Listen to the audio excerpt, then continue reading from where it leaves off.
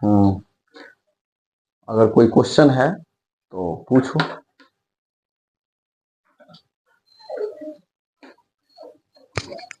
अभी कुंभ ट्रेंडिंग में चल रहा है, अभी कुंभ जाना चाहिए कि नहीं?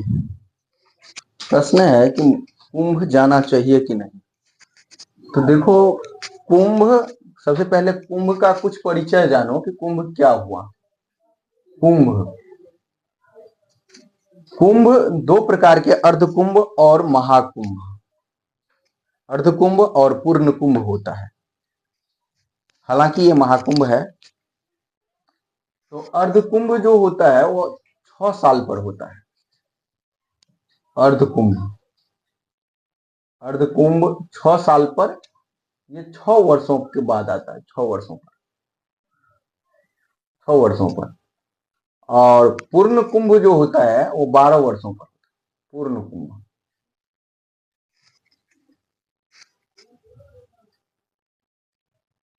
12 वर्षों पर। कुंभ कब से शुरू हुआ, क्यों हुआ, इसके बारे में शास्त्रोक्त बात है। कहा जाता है, शास्त्र में उक्त है, जो कभी समुद्र मंथन हुआ था, और जब समुद्र मंथन हुआ था उस समय समुद्र से निकलने वाले 16 वस्तुएं, 16 चीज निकला, दिव्य वस्तुएं। और 16 में एक अमृत भी निकला। उससे पहले विष भी निकला, विष भगवान शंकर ने पी लिया। उसके बाद अमृत निकला। अब अमृत के लिए लड़ाई मार होने लगी।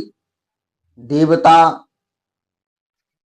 भी चाहने लगे और दैत्य वंश, दैत्य भी, राक्षस भी चाहने लगा। तो भगवान ने देखा कि अगर यदि राक्षस पी लेता है, राक्षस इसको पी लेता है तो राक्षस अमर हो जाएगा। इसीलिए उन्होंने विश्व मोहिनी रूप धारण करके अमृत कलश लेकर के देवता को पिलाने के लिए आगे बढ़े। उसमें राक्षस जो है, एक राक्षस भी आकर के बैठ गया, जो कुछ पी, बस सभी राक्षस तो नहीं, लेकिन एक राक्षस ने पी लिया था। और वो राक्षस हुआ राहु केतु। वो राक्षस पीने के बाद जब भगवान को पता चला कि राक्षस, इसमें राक्षस भी बैठे हुए हैं और वो पी लिया, तो उनके उनके गर्दन को काट दिया गया। लेकिन राक्षस दो भाग में होने के बाद अमृत पी लिए थे, इसीलिए वो अमर हो गए। तो आधा केतु हो गया, आधा राहु हो गया, राहु और केतु हो गया। फिर भगवान लेकर के अमृत कलश लेकर के जो नाच रहे थे और देवताओं को पिला रहे थे, उसी समय स्वर्ग से कहा जाता है कि 3 बूंद, 4 बूंद 4 जगह गिर गया। अमृत कलश से कुछ बूंदे धरती पर गिर गया, और धरती पर गिरा वह 4 जगह था। एक प्रयागराज, प्रयागराज भी है। हरिद्वार, हरिद्वार में कहा जाता कनखल में गिरा। उज्जैन, और एक जगह और एमपी में, उज्जैन एमपी में ही है। और एक नासिक में, महाराष्ट्र में, महाराष्ट्र में नासिक में, एमपी में उज्जैन में, हरिद्वार में कनखल में, और इलाहाबाद जिससे आज महाकुंभ लगा है, प्रयागराज। इसीलिए प्रयागराज में भी मतलब 4 जगह गिरा, और चारों जगह 12-12 वर्ष पर यह महाकुंभ होने लगा। कुंभ का मतलब होता है, कुंभ का मतलब घड़ा। कुंभ कुंभ का मतलब घड़ा होता है, घड़ा। तो अमृत का घड़ा, अमृत की कलश, घड़ा, कलश, कलश, अमृत का घड़ा, अमृत का कलश हुआ ये। इसीलिए महाकुंभ हुआ। तो महाकुंभ क्यों हुआ? क्योंकि ये 12-12 साल पर, इस बार तिथि, योग, करण, इस तरह से एक सीध में इस तरह का समय हुआ, जो कि मिल गया, जो धरती पे 12 साल के बाद नहीं, 144 साल के बाद ऐसा मिल रहा है। इसीलिए ये पूर्ण कुंभ में भी महाकुंभ है। लोग जाने वाले आस्था से जाते हैं। अब सामान्यतया लोग भगवान को देखते नहीं हैं, फिर भी भगवान को लोग मानते हैं, मानना भी चाहिए। जो तीसरी अदृश्य शक्ति कुछ तो करता है, तभी दुनिया चल रहा है। जिन्हें आस्था है उन्हें जाना भी चाहिए। अब मेरा भी मत इसमें रहेगा कि अगर पैसे हो, समय हो तो जाना चाहिए। लेकिन प्रश्न यह है कि कुंभ जाना कितना श्रेयस्कर, कितना बढ़िया होगा। मैं कहूंगा कि अगर कोई छात्र जीवन में है, स्टूडेंट लाइफ में है, या किसी के जिंदगी का कोई लक्ष्य है, तो वह उसे अपने लक्ष्य पर ध्यान देना चाहिए। कुंभ, महाकुंभ, अर्धकुंभ ये नहीं करना चाहिए, नहीं जाना चाहिए। क्योंकि भगवान सभी जगह व्याप्त हैं। लोग कहने के लिए तो कह देता है कि भगवान सभी जगह व्याप्त हैं, लेकिन दिखा कोई नहीं पाता है कि भगवान सभी जगह व्याप्त है। अब भगवान को ही अगर यदि परिभाषित किया जाए तो भगवान ही सभी जगह है, तो इस तरह ही समझा जा सकता है। भगवान, भ, ग, व, आ, न, यह इस तरह से ही भगवान को समझा जा सकता है। भ से भूमि, भूमि, ग से गगन, व से वायु, आ से आकाश, नौ से नीर, नीर, नीर का मतलब जल हुआ। ये 5 चीज ही भगवान का अंग है, भगवान के एलिमेंट्स। इस 5 एलिमेंट्स से, 5 तत्वों से ही भगवान बना है, और इसीलिए कहा जाता है गॉड इज एवरीवेयर, भगवान सभी जगह है। तो सभी जगह है तो भूमि सभी जगह है, गगन सभी जगह है, वायु, आकाश, जल सभी जगह है, क्षिति जल पावक, गगन समीरा, पंच रचित अति अधम शरीरा। यह 5 चीजों से धरती भी बना है, और इन्हीं 5 चीजों से शरीर भी बना है। शरीर में भी यह पार्थिव शरीर, जो शरीर है, जिस शरीर में अभी आत्मा निवास कर रही है, मन है, यह शरीर भी 5 चीजों से ही बना है। 5 चीज ही धरती पर है और 5 चीज ही शरीर में ही है। इसलिए भगवान धरती के भी कण-कण में है और हमारे शरीर के भी कण-कण में है। लोगों को अगर यदि खोजना ही चाहिए तो खुद को खोजना चाहिए, भगवान की खोजने की जरूरत नहीं है। और जब तक जिस भी आदमी को, जिस भी इंसान को यह पता नहीं होगा कि हम खुद को कैसे खोजें, खुद को खोज ही नहीं पाएगा, खुद से अनभिज्ञ है, तो वह अगर जिंदगी भर भी, एक जन्म नहीं, जन्म जन्मांतर तक, जन्म जन्म भी भगवान को खोजेगा, कुंभ, अर्धकुंभ, महाकुंभ को खोजेगा, तो वह सिर्फ एक पार्थिव शरीर, मतलब एक शरीर को स्नान करवाएगा। ऊपरी भागों से, बाह्य भागों से स्नान होगा, जिससे बाह्य भागों से तो शुद्ध हो जाएगा, बाह्य भागों से तो मैल हट जाएगा, लेकिन मन जो चंचल है, मन के अंदर जो मैल है, और ये शरीर के अंदर जो भगवान है, कुछ भी शुद्ध नहीं हो पाया। जब शरीर अंदर से ही शुद्ध नहीं, अंदर से, अंदर की बीमारी को अंदर से ही ठीक करना होगा, और अंदर की बीमारी को अंदर से ठीक करने के लिए शरीर के अंदर में सप्तकोश, जिस प्रकार 7 लोक हैं, विष्णु लोक, शिव लोक, उसी प्रकार हमारे शरीर में भी 7 कोश हैं। मूलाधार चक्र, स्वादिष्ठान चक्र, मणिपुर चक्र, अनाहत चक्र, आज्ञा चक्र, सहस्त्रार चक्र, जो इत्यादि जो 7 चक्र हैं, वो शरीर के अंदर भी है। और उसमें से एक चक्र भी अगर जाग गया तो वह आदमी से उठ करके देवता बन जाता है।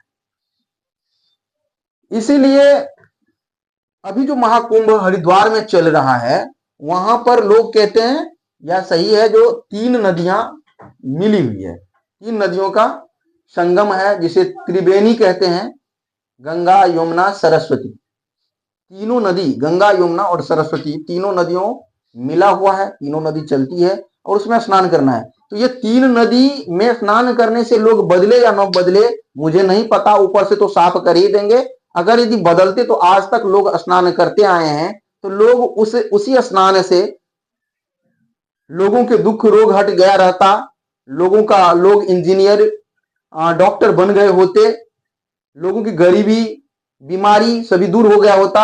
ऐसा कुछ भी नहीं है। और मैं गारंटी लेता हूं कि अगर यदि कोई आदमी अपने शरीर का ईरा, पिंगला और सुषुम्ना नाड़ी, तीन है ईरा, पिंगला और सुषुम्ना, जिसे आप हरिद्वार के गंगा, यमुना, सरस्वती नदियों के रूप में देखा जा सकता है। वहां त्रिवेणी में स्नान करके होगा, क्या होगा नहीं होगा मुझे नहीं पता, बट इतना तो निश्चित है कि जिन्होंने अपने ईरा, पिंगला और सुषुम्ना नाड़ी को जान लिया, ईरा और पिंगला को बैलेंस करना जान लिया, वह आदमी महान होगा ही नहीं, वो देवता भी बन जाएंगे।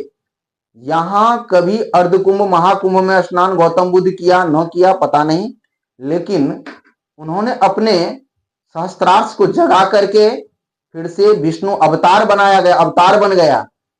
इसीलिए मैं यही कहना चाहूंगा कि ये महाकुंभ में समय हो, पैसे हो, खाली है, मन भटका हुआ है, जाना चाहिए, जाइए, स्नान करना चाहिए। लेकिन अगर यदि आपके लक्ष्य है तो आपको लक्ष्य इधर उधर देखने कहां देगा, आपके पास इतना टाइम कहां है।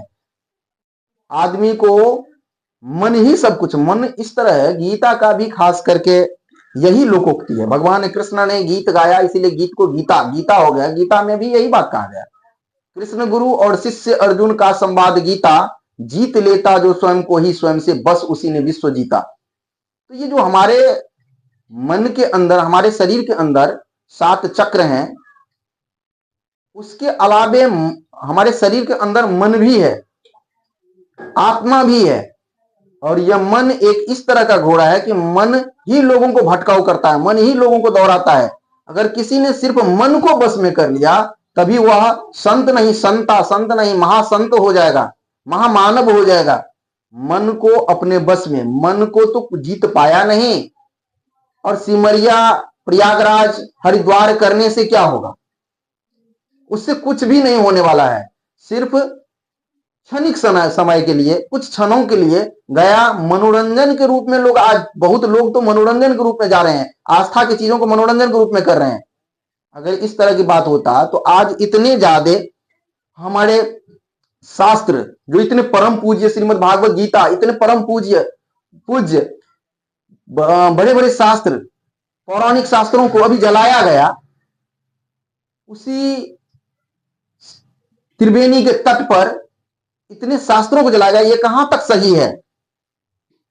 कुछ लोगों को तो इस तरह दंड दिया गया है, ऐसे लोग चले गए हैं स्नान करने के लिए, स्नान करने के बाद शिवलिंग पर पांव से, अपना वीडियो बनाने के लिए पांव से मारना चाह रहा था, पांव उस पर मारना चाह रहा था, कुछ नागा ने पकड़ करके उसको पीटा, हमारे सनातन धर्म पर इस तरह। तो मैं ये नहीं कहूंगा कि वो गलत है, वो आस्था है, जाना चाहिए, जाइए, समय है तो। लेकिन अगर यदि कोई भी आदमी का कंसंट्रेशन क्या होता है, जिस समय में अगर कोई आदमी को पैसा दे दे गिनने के लिए, वो पैसे गिन रहे हैं, मजाल है किसी का कंसंट्रेशन उसका तोड़ दे, वो बात भी करता रहेगा या किसी तरफ देखता भी रहेगा, एक भी इधर से उधर पैसा नहीं होता है, कितना कंसंट्रेशन होता है। और ये कंसंट्रेशन लोग अपने पढ़ाई में नहीं लगा पाता, अपने लक्ष्य पर नहीं लगा पाता है। तो अगर लोग लक्ष्य पर लगा ले, मन को बांध ले, मन को अपने अनुसार चलाए, ये जो 7 घोड़े हैं सूर्य का, ये जो 7 किरणें हैं इंद्रधनुष में सूर्य का, यही 7 घोड़े हैं। ये जो मन है, भटकता हुआ मन, वो अगर यदि अपने बस में हो जाए तो लोगों को कहीं भी किसी भी कुंभ, अर्धकुंभ, महाकुंभ करने की, मंदिर मस्जिद करने की कोई जरूरत नहीं है। गांधी जी भी तो प्रार्थना किया करते थे, महात्मा गांधी भी प्रार्थना किया करते थे, लेकिन कैसे प्रार्थना, सिर्फ उसका एक नियत समय था, प्रत्येक दिन अपने नियत समय पे प्रार्थना करते थे। ये नहीं था कि आज अगर यदि लोग तीर्थ करना चाहे, तीर्थाटन में जाए, मंदिर मस्जिद जाए, तो हमारे भारत या पूरा विश्व तो छोड़ दें, हमारे भारत ही धर्म प्रधान देश है, यहां इतने मंदिर है और इतने अचंभित करने वाले मंदिर, इतने प्रमुख इतने मंदिर हैं कि जाते जाते लोग अपना लक्ष्य को भूल करके सब दिन वो मंदिर ही करता रहे, आज मथुरा कल का काशी चलता रहे। उससे नहीं, लोगों को समय बचा करके अपने लक्ष्य की तरफ ध्यान देना चाहिए। भगवान तो मैंने अभी दिखाया कि भगवान तो लोगों को लोग कह देते हैं, बाबा सब लोग भी प्रवचन देते हैं, बाबा लोग प्रवचन देते हैं, कहीं पर श्रीमद् भागवत कथा करते रहते हैं, बोलते भगवान कन कन में है। लेकिन जब उन बाबा को कहा जाता भगवान को प्रूव कीजिए कि कहाँ कन कन में कैसे हैं, तो वो नहीं कर पाते हैं, नहीं बता पाते हैं। जबकि भगवान कन कन में, भूमि गगन वायु आकाश नीर जल, मतलब जो है भगवान कन कन में है। यही जल जो हमारी जिंदगी को बचाया, यही अग्नि जो हमारी जिंदगी को, यही वायु जो हमारे अग्नि हमारे जिंदगी को बचाया है, तो जो मेरे जिंदगी को बचाया वही भगवान है। हम उसको संरक्षित करें, हम उसकी महत्व को जाने, और वह पांचों चीज जो ये भूमि गगन क्षिति जल पावक गगन समीरा, ये 5 चीज जो है, पंच तत्व जो है शरीर दुनिया में है, और यही 5 चीज हमारे शरीर में भी है। और यही 5 चीज को बिगड़ने पर, बैलेंस को गड़बड़, संतुलन बिगड़ने पर लोग बीमार पड़ते हैं। अगर यही 5 चीज संतुलन में रहे तो लोग बीमार नहीं पड़ेंगे, निरोग रहेंगे, हेल्दी रहेंगे। तो जरूरी क्या है? जरूरी है उन 5 चीजों को संतुलन में करने का। टीएलसी डीएलसी का चेक होता है, डॉक्टर सीबीसी टेस्ट करने के लिए बोलते हैं, जिसमें टीएलसी डीएलसी का टेस्ट होता है। 5 चीज होता है, एस्नोफिल्स होता है, लिम्फोसाइट होता है, मोनोसाइट्स होता है। ये सारे जो मतलब 5 चीज हैं, ये पांचों चीज का क्या है? ये क्षिति जल पावक गगन समीरा, ये पृथ्वी तत्व का, जल तत्व का, अग्नि तत्व के बैलेंसिंग को देखता है, ये इनके शरीर में बैलेंस है कि नहीं।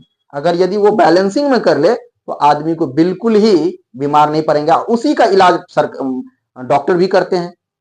अगर एस्नोफिल्स बढ़ गया तो उसका इलाज कर रहे हैं, अगर लिम्फोसाइट बढ़ गया या घट गया तो उसका इलाज करते, उसको बैलेंस में लाते हैं।